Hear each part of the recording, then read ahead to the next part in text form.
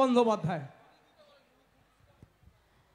উপস্থিত আজকে সভার সঞ্চালক আমাদের জেলা প্রেসিডেন্ট যাকে অভিজিৎ দেব ভৌমিক, আমাদের তৃণমূল কংগ্রেসের প্রার্থী জোড়াফুল চিহ্ন নিয়ে দাঁড়িয়েছে প্রকাশচিক বারিক, আমাদের এখানে আছেন গঙ্গা প্রসাদ শর্মা,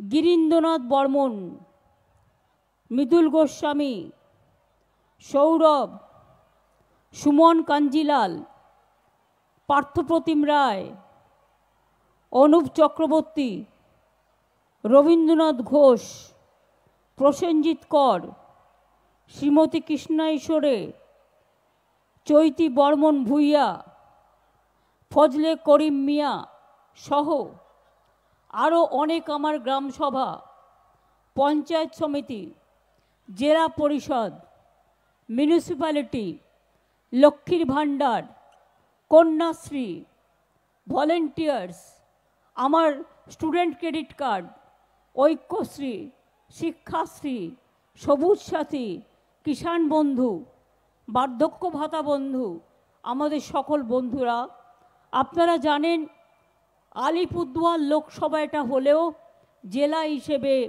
এটা কিন্তু কুচবিহার জেলায় পড়ে। জলপাইগুড়ি জেলা নাগরাকাটা বিধানসভা কেন্দ্র, আলিপুর জেলার কুমারগ্রাম বিধানসভা, কালচিনি বিধানসভা, আলিপুরদুয়ার বিধানসভা, ফলাকাটা বিধানসভা, মাদারিহাট বিধানসভা, এই কেন্দ্রগুলো নিয়ে আলিপুরদুয়ার জেলা পড়ে। আর জলপাইগুড়িটা আমি জলপাইগুড়িতে গিয়ে বলবো।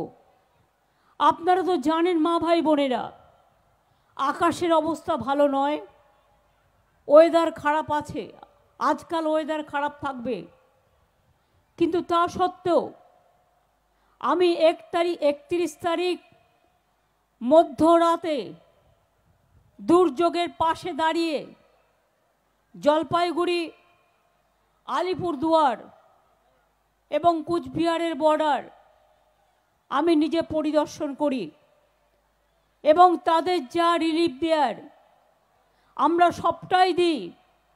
আমার যেটা এখন বাকি আছে সেটা হচ্ছে ঘরগুলো তৈরি করে দেওয়া। আমরা ইলেকশন কমিশনকে লিখেছি 5000 বাড়ি ভেঙে গেছে, টাকাটা রাজ্য সরকারই দেবে, প্রশাসন দেবে, কিন্তু আপনারা এটাকে ক্লিয়ার করে দিন।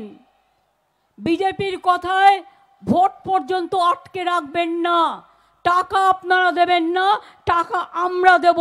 আমরা চাইছি এই 5000 লোক যারা আজকে আশ্রয়হীন তারা যেন আশ্রয় পায়। গতকাল আমি দেখলাম আমাদের প্রধানমন্ত্রী বাবু, তিনি মিটিং করে গেছেন, অনেক বড় বড় কথা বলে গেছেন। আর কার হয়ে মিটিং করেছেন? সে নাকি আবার হোম মিনিস্টারের সেকেন্ড তৃতীয় পর্যায়ে পড়ে। তিনি অন্যকে দুর্নীতিবাজ বলেন, আমরা বলি নিজের আয়নায় মুখ দেখো আগে। Charity begins at home. আমরা তাকে জলপাইগুড়ি থেকে, কুচবিহার থেকে তাড়িয়ে দিয়েছিলাম। কেন তাড়িয়ে দিয়েছিলাম? সে খুন করত, সে দাঙ্গা করত, সে জনগণের টাকা মারত, সে বোম মারত, সে অনেক কিছু পাচার করত। আর তার বিরুদ্ধে আমার কাছে সব লেখা আছে, কত কেস আছে। এত কেস থাকলে কেউ স্বরাষ্ট্রমন্ত্রী হতে পারে? বলুন দেখিনি। আমাদের কাছে যিনি আপদ, জনগণের কাছে, বিজেপি বাবুর কাছে তিনি নাকি সম্পদ। লজ্জাও করে না, এটা একটা কলঙ্ক। ছি ছি বলুন, ছি ছি, লজ্জা। আমাদের ক্যান্ডিডেটকে বাসুনিয়া একজন ভদ্রলোক, আর তোমাদের ক্যান্ডিডেটকে একজন নামকরা কি কি কি কি নয়। আপনাদের আগের বার মনে আছে শীতলকুচিতে ইলেকশন চলাকালীন চারজন সংখ্যালঘু ভাইকে গুলি করে মারা হয়েছিল ইলেকশনের লাইনে, এবং একজন রাজবংশী ভাইকে। আমি ইলেকশন করতে করতে ছুটে এসেছিলাম, আর যিনি এই নির্দেশ দিয়েছিলেন তিনি আবার বীরভূমে পালিয়ে গিয়ে বিজেপি প্রার্থী হয়েছে। যার বিরুদ্ধে ডিপি কেস আছে, যার বিরুদ্ধে ভিজিলেন্স কমিশনে কেস আছে, বিজেপি একতরফা যা ইচ্ছে গায়ের জোরে সমস্ত নিয়ম ভেঙে অনিয়ম করছেন। আপনি কালকে বলে গেছেন যে আমার লড়াই সন্দেশখালি আর দুর্নীতির বিরুদ্ধে। আমি আপনাকে বলি, সন্দেশখালি সিঙ্গুরও নয়, নন্দীগ্রামও নয়। কিছু ঘটনা লোকালি ঘটেছে, তাদের সবাইকে গ্রেপ্তার করা হয়েছে, আমাদের পুলিশই গ্রেপ্তার করেছে, এবং তাদের যেটুকু জায়গা জমির প্রবলেম ছিল আমরা সব ফিরিয়ে দিয়েছি। আমরা কোনো রকম মানুষের সাথে অবিচার করতে দিই না। আর তোমরা জবাব দাও, হাতরাসে যে মেয়েদের পুড়িয়ে হত্যা করা হয়েছে, নরেন্দ্র মোদী কবার গেছো? কবার তোমার পার্টি গেছে? কবার বিচার করেছো? বিলকিসকে পুড়িয়ে মেরেছো, কবার বিচার করেছো? সাক্ষী কুস্তি লড়াই করতো, মেয়েটা পদ্মশ্রী ফিরিয়ে দিয়েছে, লজ্জা করে না? গুজরাটে দাঙ্গা করে কত লোক মেরেছো, আসামে এনআরসি নিয়ে কে নিয়ে কত লোক মেরেছো। সন্দেশখালিতে কেউ তো মারা যায়নি, তাদের সবটা দেখে দেওয়া হয়েছে, কারণ এখানে আমাদের সরকার আছে। আর বিজেপি, তুমি মহারাজ সাধু হলে আজ আমরা আজ দুর্নীতিবাজ বটে। আমি একটাই চ্যালেঞ্জ, এই যে বাড়িগুলো ভেঙে গেল, 6 লক্ষ বাড়ি এই 11 লক্ষ বাড়ির লিস্টে ছিল, কেন করতে দাওনি 3 বছর? তুমি বলছো দুর্নীতি হয়েছে, শ্বেতপত্র প্রকাশ করো।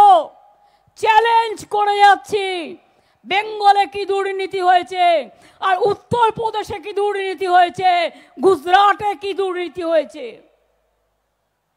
আমাদের এখানে 100 দিনের কাজের নামে সম্পদ চাইতে আমাদের নয়। কোথাও কোথাও কেউ দুষ্টুমি করে থাকতে পারে, তাদের টাকা ফেরত দেওয়া হয়েছে, তাদের বিরুদ্ধে ব্যবস্থা নেওয়া হয়েছে কিছু লোকের বিরুদ্ধে, আর এখন কোনো কমপ্লেন নেই। তাও তুমি 100 দিনের কাজের টাকা দাওনি, 3 বছর ধরে বন্ধ করে রেখে দিয়েছো। আমরা 70,000 কোটি টাকার ওপর 100 দিনের কাজে খরচ করেছি বাংলা, এবং কয়েক কোটি আমরা মানুষের কাজ দিয়েছি। এই যে 100 দিনের কাজের টাকা আটকে রাখলে, দিলে না। আমি নিজে দেখা করলাম তোমাদের সাথে 3 বার দিল্লি গিয়ে, কথা দিলে দেবে। 355টা টিম পাঠালে 100 দিনের কাজ দেখার জন্য, আবাস দেখার জন্য, আর রাস্তা দেখার জন্য।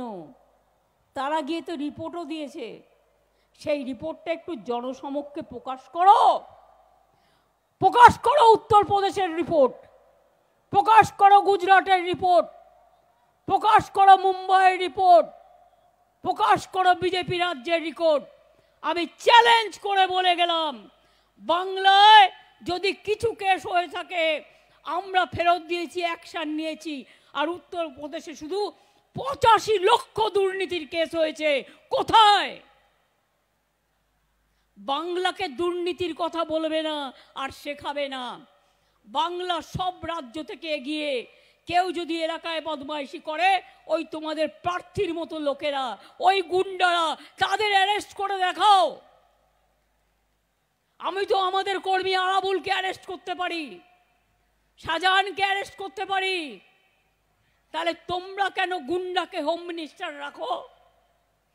তোমরা কেন এখানে যে লোকটা 5 বছর ধরে ইলেকশনে দাঁড়ালো, তোমরা তাকে কাজ করতে দিলে না?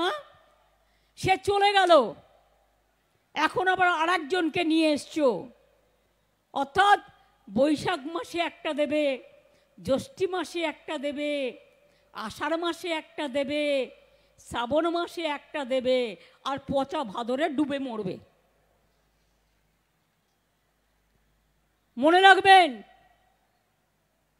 এই তো হচ্ছে কথা, আর কিছু কথা নেই। बीजेपी का गारंटी,